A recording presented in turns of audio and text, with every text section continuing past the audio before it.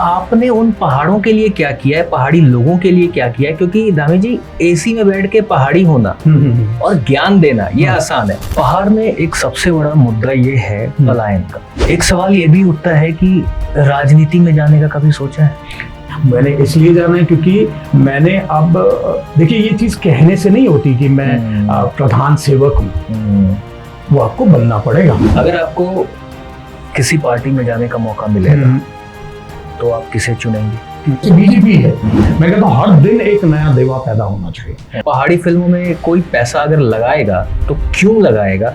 इससे आपको क्या फायदा हुआ है और सामने जो लगा रहा है उसको भी क्या फायदा है? मैं कहता हूँ मुश्किल से एक फिल्म बन पाती, क्योंकि प्रोड्यूसर्स नहीं है। जब उनको रिटर्न्स नहीं मिलेंगे क्यों लगाएंगे? क्यों लगाएंगे? आप भी सोशल मीडिया पे आजकल कुछ शुरू किया है, रील्स बनाना। उसमें आप किसी को उपदेश दे देते हैं, किसी को कुछ कह देते हैं, ये क्या है? सो यहाँ आके अगर आप गंगा नदी में आप रोमांस करने लगेंगे, हमें नहीं चलेगा। ये एक्टिंग में अगर आपको सरवाइव करना है तो आप ये सोच लीजिए कि एक सेल्फ इंटरोगेशन तो बहुत जरूरी है। स्लाविस्की की मेथड एक्टिंग को फॉलो करता हूँ हमेशा। आप बताइए ना कितना पैसा आपको चाहिए, हम देंगे ना आपको।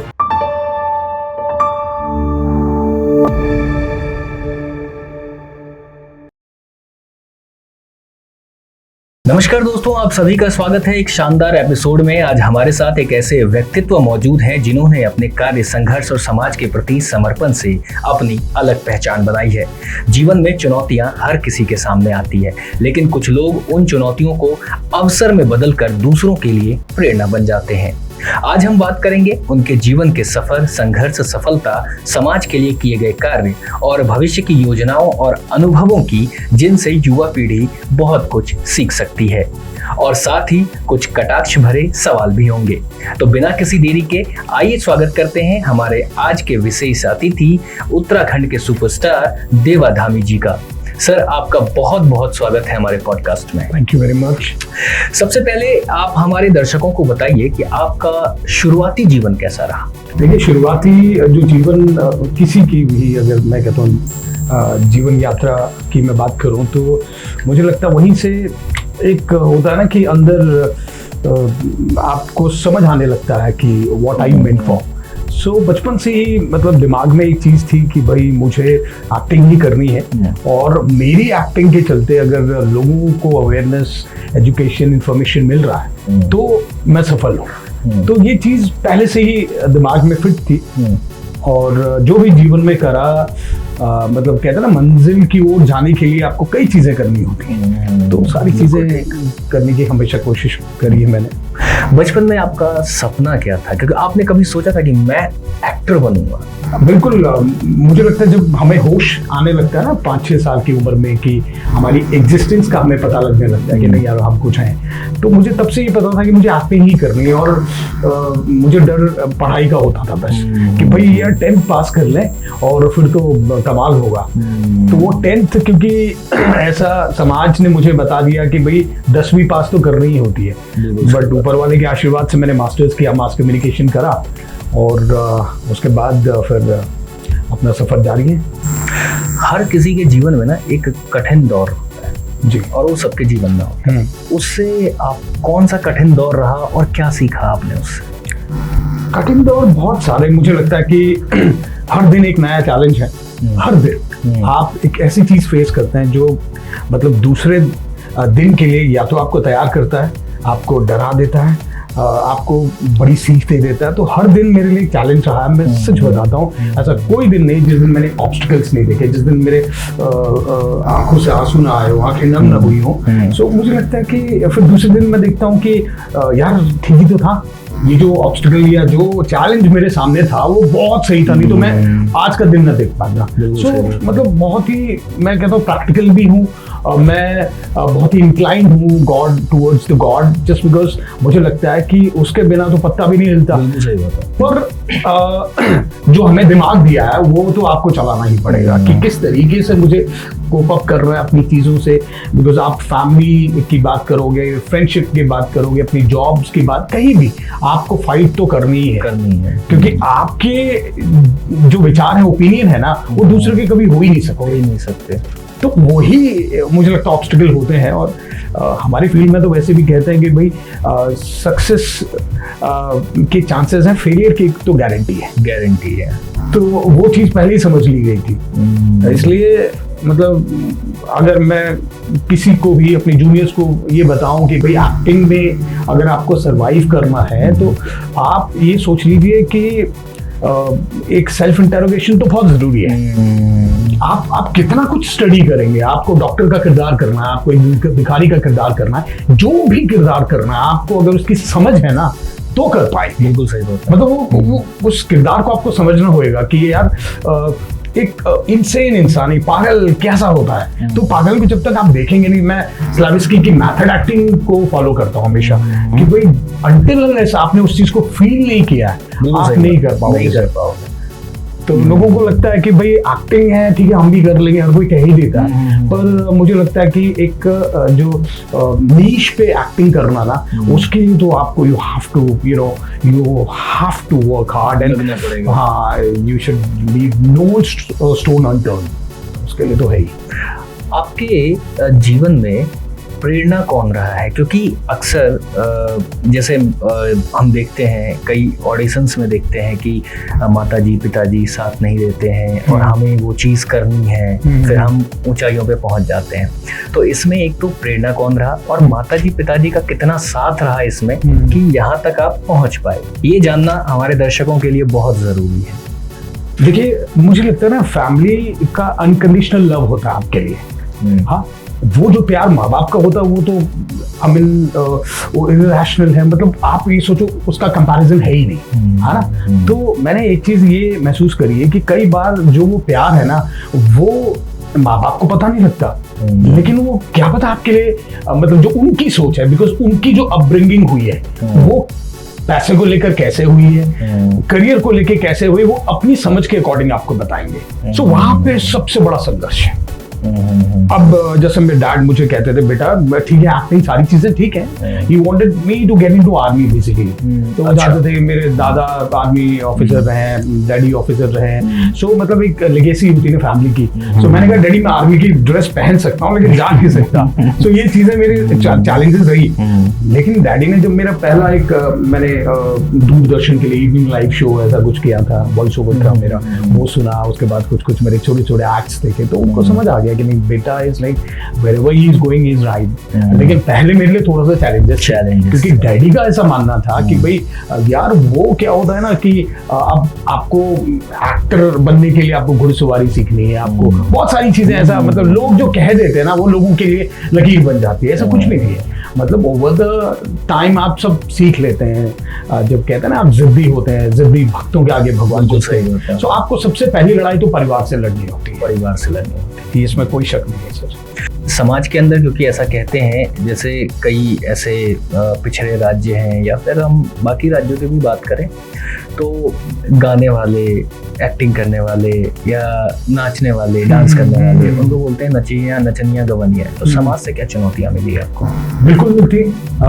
मैं ड्यूरिंग माय ग्रेजुएशन मैंने नवोदय पर्वती कला केंद्र जो ज्वाइन किया था और वहाँ पे हम लोग जो उत्तराखंड का फोक है उसको मुझे जानने का मौका मिला। और हमारा जो छोलिया नृत्य है, अभी छोलिया मैन ऑफ उत्तराखंड मुझे कहा जाता है, सो वो सब पाने के लिए मुझे उन सब से जुड़ना पड़ा, उस चीज़ को समझना पड़ा कि एक जब जाति विशेष से किसी नृत्य को जोड़ा जाएगा ना, सो वो मैं कहता हूँ अपनी संस्कृति को एक तरीके से मिटाना ही कहूँगा मैं, क्योंकि संस्कृति कभी किसी जाति की नहीं होती, वो लोगों की होती है और मिलके वो चीज़ें। हमारे यहाँ तो जागर और ऐसी संस्कृति जो नायाब है, मतलब मुझे उससे मोहब्बत मैं कहूँ मतलब वो भी कम पड़ जाता है। क्योंकि बचपन में मुझे ढोली कहते थे लोग। ढोली क्या होता है? ढोली बेसिकली वही, फिर से मैं जाति की बात करूंगा, बोलेंगे भाई ये छोटी जात है, ये बड़ी जात है, तो जो लोग ऐसे ढोल लेके घर घर जाके बजाते थे, तो because I was always in to my culture, हमेशा किन हमारे ढोल दमुआ होते हैं, सो उनको बजाकर वो लोग अपना जीविकोपार्जन करते हैं। और यकीन मानिए हमारे यहाँ तो जो हरिजन हम उन्हें कहते हैं, तो उनके बिना हमारा कोई भी कार्य शुरू ही नहीं होता। पर फिर भी आप जब खाना खाएंगे तो उनको अलग बिठाया जाएगा। वाई? उनको अलग क्यों बिठाया जा रहा है? मैंने अपने, मुझे जितना याद है, जितने मेरे फंक्शंस हुए हैं फैमिली फंक्शंस में, मतलब वी ऑल सेट टुगेदर, हम लोग सब साथ बैठ के खाना खाते हैं और आई टेक ब्लेसिंग्स, मैं उनके पैर छूता हूँ, मुझे बहुत अच्छी अनुभूति होती है। एक्चुअली आपने उन प्रथा को तोड़ा है। हाँ, तोड़ा है और तोड़ता रहूंगा, क्योंकि वो चीजें मेरी, मतलब मुझे बर्दाश्त नहीं होती, क्योंकि मेरा गांव, और जब मैंने आपसे कह दिया ना कि मेरी संस्कृति की शुरुआत ही उनसे होती है, सो उनको मैं अलग कैसे मान लूं? तो ये चीज मैंने ओवर द इयर्स जानी है, समझी है। अभी सुना है आपकी एक नई फिल्म आने वाली है। जी। तो एक तो आप काफी हर जगह ऐसा चल रहा है कि ये उत्तराखंड की फिल्म आने वाली है, एक्टर देवा धामी जी हैं। तो ये फिल्म क्या है, फिल्म किस पे आधारित है और ये थिएटर में कब आ रही है और कहाँ कहाँ? मंगल फिल्म की बात। मंगल एक पहाड़ी बहुत ही खूबसूरत फिल्म है। अतिथि देवो भव का जो भाव मेरे पहाड़ में है ना, वो ली हुई फिल्म है और मैं अपने किरदार को लेकर बड़ा एक्साइटेड हूँ, बिकॉज मंगल मेरा जो इसमें किरदार है वो बहुत ही प्यारा सा एक भोला भाला सीधा साधा इंसान है, और लेकिन उसमें एक डायलॉग है, अगर मैं भोला हूँ तो भाला भी हूँ। सो वो चीज दुनिया जानेगी कि पहाड़ी जब सीधा साधा उसको एक टैग मिला है तो उसके पीछे वो बहुत स्ट्रांग है। उसने कभी शिकायत नहीं की पहाड़ी ने अपने जीवन को लेकर, अपनी इच्छाओं को लेकर। उसे जो मिला उसने एक्सेप्ट करा, उसको चैलेंज मानकर पहाड़ की तरह हमेशा अडिग रहा। स्कूल दूर है, चले जाएंगे। हॉस्पिटल दूर है, अरे कोई बात नहीं, टोली में बिठा के ले जाएंगे, लेकिन लेके जाएंगे और मतलब ट्रीटमेंट करा के लाएंगे। चैलेंजेस तो सर हमने इतने देखे हैं ना, आप किसी पहाड़ी जीवन को आप देख लीजिए, आप वाकई मैं कहता हूँ हर मूव एक नई चीज सिखाता है। अच्छा, क्या कभी ऐसा समय आया जब आपने हार मानने की सोचा हो? क्योंकि पहाड़ी फिल्मों में कोई पैसा अगर लगाएगा तो क्यों लगाएगा, इससे आपको क्या फायदा हुआ है और सामने जो लगा रहा है उसको भी क्या फायदा है? देखिए सर, क्योंकि एक रीजनल फिल्म है ये। जी, तो इसलिए ये सवाल थोड़ा सा उठता है।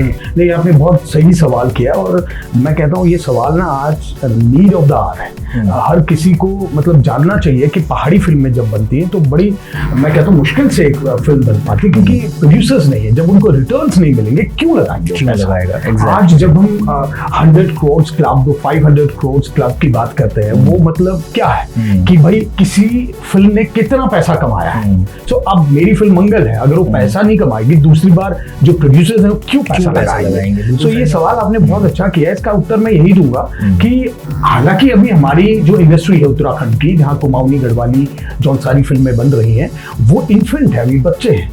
सो वो धीरे धीरे ग्रो कर रहे हैं लोग। अब पहले क्या होता था कि जो हमने बात की थी ना चैलेंजेस की, कि भाई ये नाचने गाने वाले, उस तरीके से भी लोग देखते थे, लेकिन आज वाकई कला की दृष्टि से लोग देखने लगे हैं। मेरी film Kedar was a blockbuster. मेरे अपने शहर पिथौरागढ़ में वो तकरीबन 1.5 महीने फिल्म चली। सो वो एक एग्जाम्पल था कि आप जब करोगे तो हो जाएगा। हमारे जो प्रोड्यूसर उसके रहे सुरेश पांडे सर, उनका मैं कहता हूँ अद्वितीय योगदान रहा उसमें। उन्होंने जो विश्वास दिखाया ना फिल्म को लेकर, वो मैं कहता हूँ हम सब के लिए सबसे बड़ा इंस्पिरेशन था कि जब सर इतना विश्वास हम पे दिखा रहे हैं तो हमें तो मतलब कमाल करना होगा। And we really worked hard, और फिल्म ने बहुत अच्छी कमाई करी। इन फिल्म ब्रांडिंग हमने तकरीबन 20-25 लाख की इस फिल्म को मतलब मिल गई हम सबके प्रयास से। पूरी टीम का एफर्ट होता है। In fact I also been a part of the marketing team. मैं मुझे लगा के या कुछ अपना चीज वीज करके मैं पहुंच जाता था। मैंने कहा sir I will also come. सवाल वहीं के वहीं है कि आपकी फिल्म में जो पैसा लगाएगा उसको कैसे फायदा होगा और आपको क्या फायदा होता है, और आपकी फिल्म अभी तक सबसे ज्यादा अगर मैं बात करूं तो कितनी कमाई कर चुकी है? ये 3 सवाल है। देखिए, आज उत्तराखंड में ना फिल्मों को लेकर तो एक ब्लेसिंग है उत्तराखंड सरकार की ओर से, और वो ये है कि सब्सिडी आपको 50% है ना। आपका 50% पैसा तो वैसे ही निकल जा रहा है जब आप फिल्म बनाते हैं, जहाँ पे उत्तराखंड का कल्चर दिखे, हमारी भाषा दिखे, हमारा रहन सहन दिखे, हमारी जो मैं कहता हूँ बोली दिखे, प्राकृतिक सौंदर्य वो दिखे। तो कुछ छोटे छोटे नॉर्म्स हैं जो हर फिल्म में दिखने ही और बड़ी आसानी से आपको सब्सिडी मिल जाती है। तो आप, मैं तो कहूँगा अगर उत्तराखंड के अलावा भी कोई चाहता है कि भाई यहाँ आके फिल्म मेकिंग करे, बड़ी आसान है। आप, मैं कहता हूँ एक जगह पे 4 लोकेशन मिलती है, जहाँ कैमरा ईस्ट वेस्ट, कहीं भी 4 डायरेक्शंस में आप कहीं भी कैमरा घुमाएंगे आपको एक ही जगह 4 डायरेक्शन, 4 लोकेशन। तो बहुत तरीके से मतलब आसान है फिल्म मेकिंग हमारे पहाड़ में। अच्छा, आपके आने वाले कोई प्रोजेक्ट्स तय हैं या शुरुआती दौर में काम चल रहा है, क्या है आने वाले प्रोजेक्ट्स? मेरे आने वाले प्रोजेक्ट्स काफ़ी हैं, ऊपर वाले के आशीर्वाद से। अभी बाग सिंह है, गुगू की मैंने अभी कंप्लीट करी है फिल्म, जो कि गिल बॉयज मोशन पिक्चर्स की है, ज़बरदस्त एक फिल्म रही है। तो अभी उसका पोस्ट प्रोडक्शन चल रहा है और बहुत सारी हैं, एक पहाड़ पुत्र की तैयारियां हैं। सो मेरे लिए एक बड़ा चैलेंज था, जैसे आपने बताया कि ऑब्स्टिकल्स क्या होते हैं लाइफ में, कब ऐसा लगा कि यार मैं क्या करूँ, बिकॉज मैं I was completely into Hindi cinema earlier. मैंने रश्मि देसाई और इन सब के साथ लीड में ही कई ऐसे एडवर्टीजमेंट्स किए हैं और सीरियल्स किए हैं। टॉम अल्टर साहब, रजा मुराद साहब के साथ मैंने थिएटर करा। सो मतलब बहुत सारा रहा जीवन में संघर्ष, आज भी चल रहा है।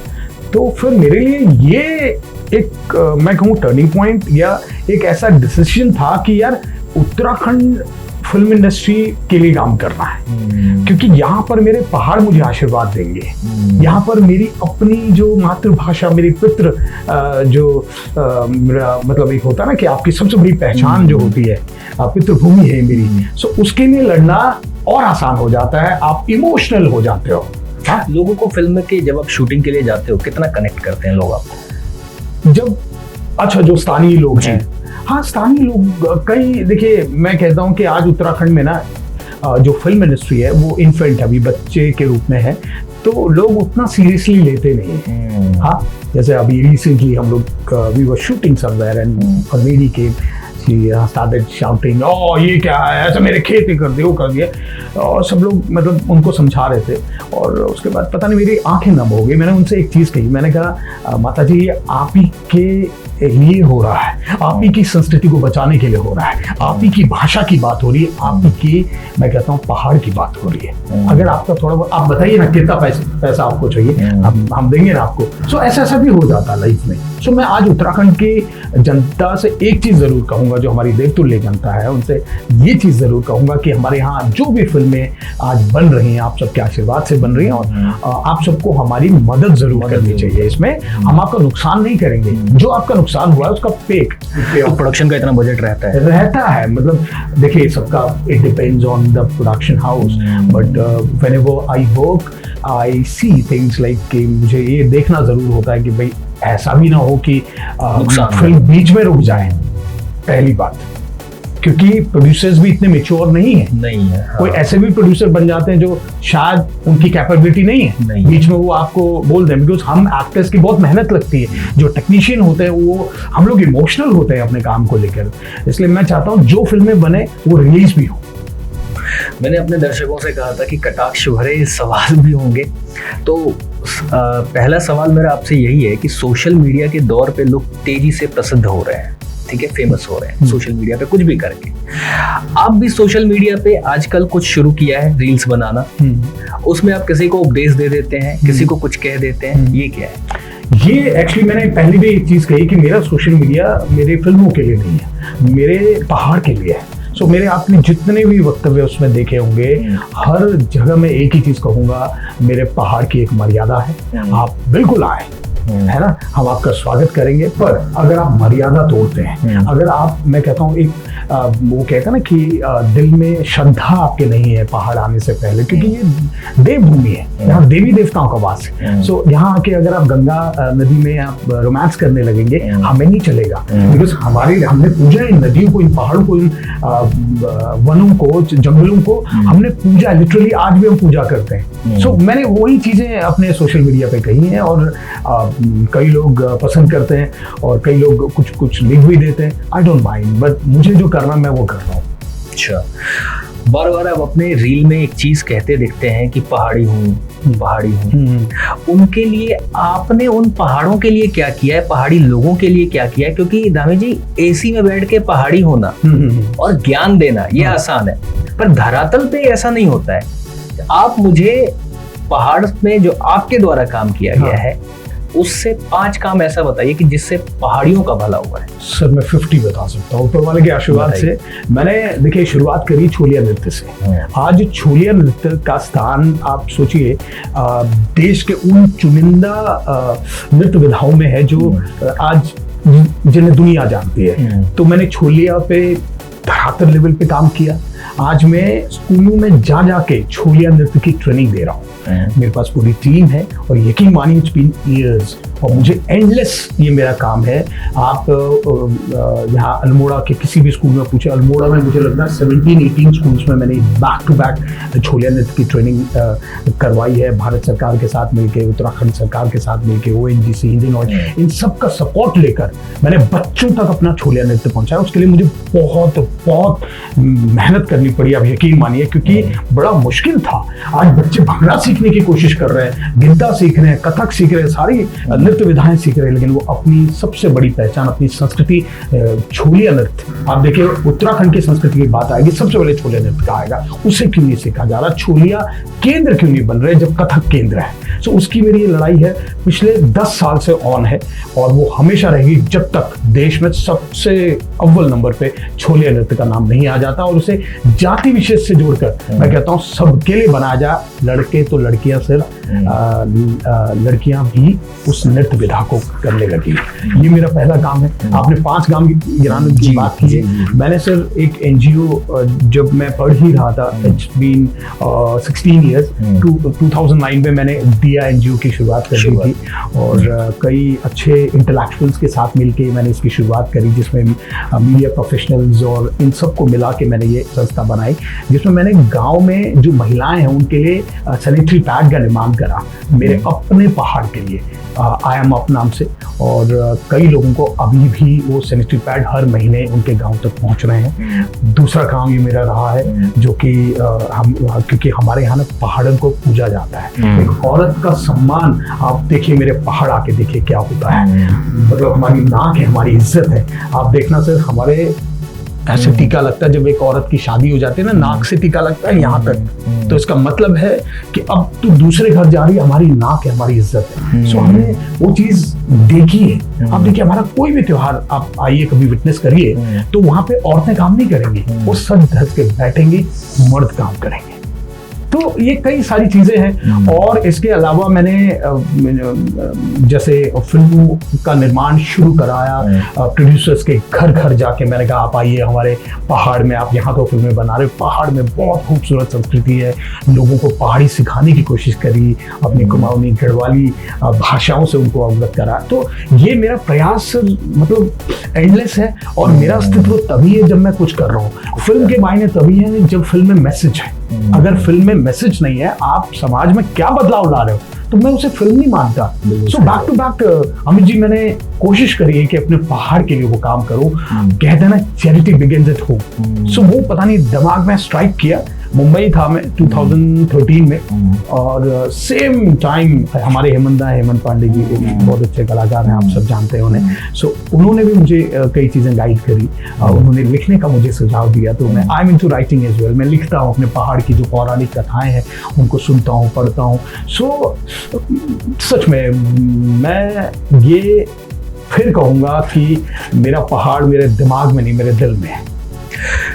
पहाड़ में एक सबसे बड़ा मुद्दा ये है पलायन का जी, ठीक है, क्योंकि रील में और रियल लाइफ में दोनों मतलब मुझे लगता है ग्राउंड पे दोनों अलग अलग चीजें हैं। अभी भी कई जगह ऐसे प्लेटफॉर्म्स हैं, कंपनीज हैं जहाँ पे पहाड़ के लोग अभी भी काम करते हैं, वो अच्छे लेवल पे भी हैं और बहुत निम्न स्तर पे भी हैं, दोनों हैं। तो रील में जो आप ये कह देते हो कि पलायन हो रहा है, पलायन को रोका जाएगा, या जो भी आप बात करते हो, तो इसके लिए आपने क्या स्टेप लिया कि पलायन ना हो? क्योंकि आप पहाड़ के लिए काम कर रहे हो, आप अपने उत्तराखंड के लिए काम कर रहे हो, देवभूमि के लिए काम कर रहे हो, तो उसको रोकने के लिए आपने क्या काम किया और सरकार इसको कैसे रोके, इसके लिए आपके क्या सुझाव हैं? देखिए, मैंने 4 काम तो गिना चुका हूँ, 5वां बता देता हूँ, आपने याद दिला दिया मुझे। मैंने अपने गांव से शुरुआत करी है। मेरे गांव में जो लौंडे होते हैं, जो लौंडे लपाड़े वहाँ कहते हैं, उन सबको एक वे दिया है। हमने क्या किया, उनको जो हमारी फिल्म में ज़रूरत होती है लाइटमैन की, उनको वो ट्रेनिंग देकर उनको आज लाइटमैन बनाया है। इनफैक्ट वो मेरी ही फिल्में नहीं, कईयों की फिल्मों में एज अ लाइटमैन काम कर रहे हैं, उनके लिए एक रोजगार वहाँ पे मिला है। और उसके बाद जो हमने छोलिया नृत्य ट्रेनिंग प्रोग्राम शुरू किया, आज कई ऐसे दल पैदा हो गए। पहले आप गिने चुने दल होते थे छोलिया के, आज मेरे ही कई, एक संतोष है, उसने अपना पूरा दल तैयार किया जो बहुत अच्छा, इनफैक्ट इंटरनेशनल शोज कर रहा है छोलिया नृत्य के। सो अब फिल्म लाइन को अगर मैं लेके चलूँ तो वहाँ पे मैंने आपको बताया कि लोगों ने आज एज अ लाइटमैन काम करना शुरू किया है। अपनी फिल्में लोग बना रहे हैं, छोटी छोटी फिल्में बना रहे हैं पहाड़ में रह के। मैंने कैमरे फ्री ऑफ कॉस्ट लोगों को दिए हैं। मैंने एडिटिंग मशीन दी हैं जो हमारे यहाँ पे पुरानी हो जाती, जिसमें हैवी काम अब नहीं हो पाता, तो वो मैंने क्या किया, अपने गाँव भिजवाई, अपने गांव के आसपास और जगह पिथौरागढ़ में आप ये सोचिए 4-5 लोग ऐसे हैं आज जो बहुत अच्छा काम कर रहे हैं। उन मशीनों को वो इतने अच्छे तरीके से यूज कर रहे हैं जो शायद आज यहाँ के बड़े बड़े टेक्नीशियन नहीं यूज कर पा रहे। वो कंप्यूटर से अवगत हुए, दे आर रियली हैप्पी। हमारी न्यूज मैगजीन भी है प्लैनेट पहाड़ नाम से। सो हर लिहाज से मैंने सिर्फ प्लैनेट पहाड़ एक नई सौगात है, छठा काम ये मानिए आप। प्लैनेट पहाड़ के लिए काम करने का मतलब है अपने देश के लिए काम करना, क्योंकि पहाड़ का, मैं कहता हूँ, देश का गर्व है मेरा पहाड़। अच्छा, एक सवाल ये भी उठता है कि राजनीति में जाने का कभी सोचा है? राजनीति में तो नहीं सोचा, क्योंकि शायद वो चीज़ कुछ अलग है। अब मेरा जो मैं कहता हूँ नज़रिया है समाज को लेकर, वहाँ पर वो चीज़ें मैच नहीं करती। मुझे लगता है कि अगर मैं अपनी फिल्म इंडस्ट्री में नीश पे काम करूँ और ऐसे ही, देखिए राजनीति में कौन जाता है, जो मतलब अब देखिए पर्सनली तो मैं क्या कहूँ कि राजनीति में लोग क्यों जाते हैं, मुझे नहीं पता क्यों जाते हैं। लेकिन अगर मैं सोचूं मैंने क्यों जाना है, मैंने इसलिए जाना है क्योंकि मैंने अब देखिए ये चीज़ कहने से नहीं होती कि मैं प्रधान सेवक हूँ, वो आपको बनना पड़ेगा। अगर आप राजनीति में चले गए, आप सपोज मुख्यमंत्री हैं, आप विधायक हैं, आप प्रधानमंत्री, आप जो भी हैं, सबसे पहले आपके लिए आपका देश बन जाता है सर। अपने बेटे से पहले, अपने पिता से पहले आपको दूसरे के पिता की अगर सोच अगर आती है तो आप एक पॉलिटिशियन है। और पता नहीं, आई फेल टू अंडरस्टैंड, जब लोग जीतते हैं, सपोज कोई विधायक बन जाता है तो उसके बाद वो पटाखे और मिठाइयाँ बांटी जाती, पटाखे छोड़े जाते हैं, ये सब क्यों होता है? मुझे I really fail to understand क्यों। क्योंकि सर आप ये सोचिए उसके बाद आपकी जिम्मेदारी कितनी बढ़ जाती है। आपको अब समाज के लिए पहले करना है। आपका बच्चा रो रहा है, आपके पिता प्रॉब्लम में है, लेकिन आपको सबसे पहले उन 100 पिताओं को देखना पड़ेगा जो आपके गांव में आते हैं, जो आपके शहर में आते हैं। आप बिल्कुल, मेरी ये सोच है, तो मुश्किल है यार। तो इसलिए मैंने कभी सोचा नहीं इस बारे में। आपके अनुसार एक अच्छे लीडर की पहचान क्या होती है? सर अच्छा लीडर वो है जो मुझे लगता है कि सबसे पहले तो अपने दायित्व को समझ ले और अपना जो सेल्फ रहता ना कि यार मैं वो तो बकरी ही करती है, वही अच्छी भी लगती है, वो ना हो। क्योंकि जब आप लीडर होते हैं ना तो ये सोचिए आपकी ताकत आपकी टीम है और आप सबसे आगे खड़े हैं, तो पहला तीर अगर चल रहा है कहीं से तो आपको खाना पड़ेगा। आप वहां पे भाग नहीं सकते, नहीं तो आगे मत खड़े रहिए। तो लीडर इज समवन जो मुझे लगता है सबसे पहले तो अपनी टीम को अपनी ताकत समझे, तब आप लीडर बनोगे। क्योंकि आपकी टीम हट गई ना तो आप कहीं भी नहीं जाओगे। तो ये सब। अगर आपको किसी पार्टी में जाने का मौका मिलेगा तो आप किसे चुनेंगे? पार्टी में कभी मैं जाऊंगा ही। अगर मैं कभी सपोज अनफॉर्चुनेटली मुझे ऐसा कुछ करना पड़ गया लाइफ में, पॉलिटिक्स में जाना पड़ गया, तो मुझे पता है क्या होता है सर। देखिए पार्टी एक मुझे लगता है कि साझी सोच होती है ना। अब जैसे बीजेपी है, आपका एक इंडिविजुअल एक होता ना अप्रोच चीज को लेके, तो वो नहीं हो सकता। पार्टी में 10 विचार हैं, 10 विचार जब मिलेंगे तब आप डिसीजन ले पाओगे। और जबकि ऐसा कुछ नहीं कि 10 लोग अगर बात कह रहे हैं तो वो सही हो जाए। अब 10 में से जो 8 होंगे वो तो 2 को सपोर्ट कर रहे होंगे, ये होता है। आप अकेले डिसीजन नहीं ले पाते, आप नहीं ले सकते। तो पार्टी ही कॉन्सेप्ट ही गलत है, पता नहीं क्यों। यदि आपको सरकार से किसी एक मुद्दे पे या किसी एक टॉपिक पे अगर कुछ बदलाव की मांग करनी हो तो आप क्या चुनेंगे? किस मुद्दे को चुनेंगे? पहाड़ को ले जी। देखिए हमारे जो यशस्वी मुख्यमंत्री हैं और पुष्कर भैया, उनका जो मैं कहता हूँ हमेशा मैंने ये चीज़ महसूस करी है, पहाड़ को लेके जो विजन है ना बहुत सॉलिड है और बहुत अच्छा काम कर रहे हैं। एंड आज फिर भी क्या कहते हैं ना कि शुद्धिकरण की गुंजाइश हर जगह होती है। सो अगर पहाड़ पे मैं ये देखूं तो वहाँ पे आज की डेट में जो जैसे मेरी फिल्म आई थी केदार, उसमें स्वास्थ्य को लेकर बहुत सारी ऑब्स्टिकल्स है हमारे, जैसे पहाड़ों में आज भी रोड्स नहीं है तो डोली में मरीज को लेके रोड हेड तक लाया जाता है। सो अच्छे हॉस्पिटल्स बने, और अगर प्राइवेट हॉस्पिटल हैं जो वहाँ पर अगर किसी की डेथ हो जाती है तो वहाँ फिर आप पूरा पैसा माफ करोगे, तब जाके वो पेशेंट को सीरियसली लेंगे। क्योंकि आज पहाड़ में ना प्राइवेट हॉस्पिटल्स की लाइन लगी पड़ी है, उनके एडवर्टीजमेंट देख लो आप पहाड़ों में जैसे जाएंगे ये हॉस्पिटल वो हॉस्पिटल, लेकिन जब ट्रीटमेंट की बात आती है, जब लोग पहाड़ छोड़ के सपोज हल्द्वानी आ गए, देहरादून आ गए, अगर ट्रीटमेंट अच्छा ना हुआ, अगर किसी की मौत हो जाती तो सारा पैसा आपको वापस करना पड़ेगा। अगर ये हमारी गवर्नमेंट लागू कर देना तो मजा आ जाएगा। यदि आज का युवा केवल आपसे एक बात सीखना चाहे तो क्या होना चाहिए? मैं देखिए आप काफी उत्तराखंड के युवाओं के लिए प्रेरणादायक रहे हैं। मैं एक ही चीज कहूंगा, मैं सिल्वेस्टर स्टेलोन का फैन रहा हूँ, तो उनकी एक ही लाइन मैं हमेशा याद करता हूँ रॉकी की, कि life is not about how hard you can hit, life is about how hard you can get it. तो मतलब कितना जोर से आप मुक्का मार सकते हैं ये नहीं है लाइफ, कितने जोर से मुक्का सहन कर सकते हैं वो लाइफ है। अगर युवा इस चीज को समझ गए, मेरे जो जूनियर्स हैं, तो मुझे लगता है उनके लिए लाइफ बहुत बहुत आसान हो जाएगी। और हर दिन एक चैलेंज है, मैं कहता हूँ हर दिन एक नया देवा पैदा होना चाहिए। हम इंटरव्यू के आखिरी चरण में हैं और कुछ रैपिड फायर क्वेश्चंस छोटे से हैं और आपको फटाफट जवाब देना है। बिल्कुल। एक शब्द में खुद को कैसे बताएंगे? कर्मठ। सफलता या संतुष्टि? संतुष्टि, ऑफ कोर्स। संतुष्टि। किताब या मोबाइल? किताब। रीजन ये कि मोबाइल इज अ एडिक्शन। मुझे मोबाइल, अगर ये इंटरनेट खत्म हो जाए ना दुनिया से, I be the happiest person on the planet. मुझे आई हेट ये जो पता नहीं, आई माइट बी रॉन्ग, लेकिन मुझे किताबें अच्छी। आप देखिए किताब पढ़िए, आपका कंसंट्रेशन देखना, आप मोबाइल पे पढ़िए, आप बोलेंगे यार ये व्हाट इज इट, आंखें गई, हाँ, ऊपर से स्क्रॉल करने में आपका फिर से कंसंट्रेशन टूटा।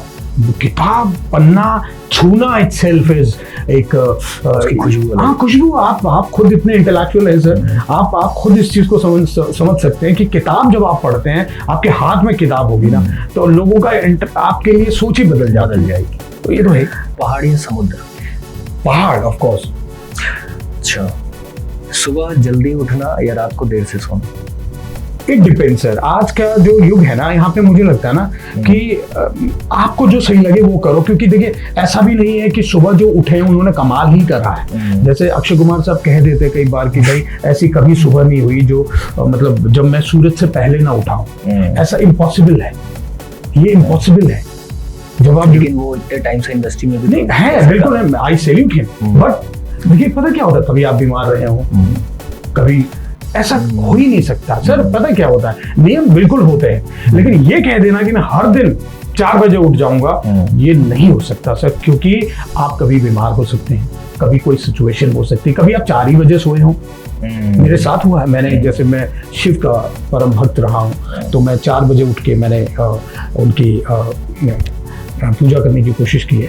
हालांकि इस मंच पे मैं ये कह रहा हूँ, बट ठीक है बोल देना। तो क्योंकि पूजा तो गुप्त होती है ना, बता ही नहीं जाती, पर मैं इसलिए बता रहा हूँ कि मतलब चीजें कई बार रुक जाती है। एक दिन ऐसा हुआ कि मैं 3:30 बजे घर पहुंचा, हाँ, और 4 बजे मुझे बैठना था, तो मैं सोया ही नहीं। उसके बाद फिर मैं अपने काम करने लग गया। सो मतलब सिचुएशन आपसे क्या करवा दे, पर आपको ये पता हो कि मुझे करना क्या है। क्योंकि कई ऐसे लोग हैं जो रात में उठ के मल्टी मिलियनर्स बने हैं, जिनको ये पता है कि मुझे क्यों, क्योंकि उनका रात में ही काम है। बिल्कुल सही। उनका उठने से कोई मतलब नहीं है। सो मतलब आज के युग की मैं बात करूं, पहले ऐसा था कि ब्रह्म मुहूर्त है और ये चीजें आज भी हैं। अब जिसको आध्यात्मिक स्तर पे चीजें आगे बढ़ानी है, या जो इस प्रकृति को साथ लेके मतलब अपने भविष्य को देखता है, वो बिल्कुल सही ऐसे ही करे। लेकिन अब जो कॉल सेंटर्स हैं, अब धीरे धीरे वो भी बंद हो रहे हैं। लेकिन इट डिपेंड्स कि आप जल्दी उठोगे सिचुएशन पे डिपेंड है तो अमीर बन जाओगे, कामयाब हो जाओगे, ऐसा पता नहीं, ऐसा मुझे नहीं लगता। आपका पसंदीदा प्रेरणादायक व्यक्ति? मुझे लगता है अभी तो मोदी जी, जस्ट बिकॉज देखिए लोग उनकी बहुत सारी बुराइयां करते हैं, but see what is politics. Politics मतलब ही हमको लगा पॉलिटिक्स कर रहा है, so what ever he is doing, he is famous, he is world famous, उनको दुनिया जानती है, उनका हर मूव एक स्टाइल आइकन बन जाता है। सो हाउ, मुझे लगता है कि उनमें एक शक्ति तो है। मुझे उनके सारे विचार पसंद नहीं है, लेकिन मुझे उनकी सक्सेस पसंद है। सक्सेस पसंद है। एक ऐसी आदत जिसे आप कभी नहीं छोड़ेंगे? लोगों को प्यार देने की आदत, लोगों की सेवा करने की आदत, मुझे उससे ज्यादा अच्छा कुछ लगता ही नहीं है। When I see people are happy just because of me, वो मेरे लिए सबसे बड़ा पल होता है, और वो मेरे खून बढ़ाता रहता है जब मैं ये देखता हूँ कि मैंने अपनी जो फियांसी थी उनसे एक चीज कही थी कि I want to be the reason why you smile every morning. So सुबह उठ के अगर आप हंस रहे हो, तो अगर उसका कारण मैं हूँ, तो मेरा एग्जिस्टेंस है आपकी लाइफ में। जी। एक सपना जो पूरा करना भी बाकी है? सपना तो अभी I mean it's a journey, life is a journey, but सपना यही है कि जो मम्मी डैडी हैं उनको ऐसा फील हो कि वाकई मतलब देवा का उनकी लाइफ में होना उनके लिए हमेशा से एक प्राउड मोमेंट रहे। बस यही सपना है कि माँ बाप शुड बी हैप्पी, मतलब they should be happiest parents, ऐसा कुछ मेरा मानना है। बस और लाइफ तो क्या है। देवा जी, आपके अनुभव, विचार और जीवन के इतने महत्वपूर्ण पहलू हमारे साथ साझा किए, इसके लिए आपका दिल से बहुत बहुत धन्यवाद। हमें पूरा विश्वास है कि आज की यह बातचीत हमारे दर्शकों को नई सोच, नई प्रेरणा और आगे बढ़ने का हौसला देगी। दोस्तों, अगर आपको यह एपिसोड पसंद आया तो इसे अपने दोस्तों और परिवार के साथ जरूर शेयर करें। हमारे चैनल को सब्सक्राइब करें, वीडियो को लाइक करें, कमेंट करें और बताएं कि इस बातचीत का कौन सा हिस्सा आपको सबसे ज्यादा प्रेरणादायक लगे। मिलते हैं अगले एपिसोड में और नई शख्सियत और नई प्रेरणादायक कहानी के साथ। धन्यवाद। जय हिंद।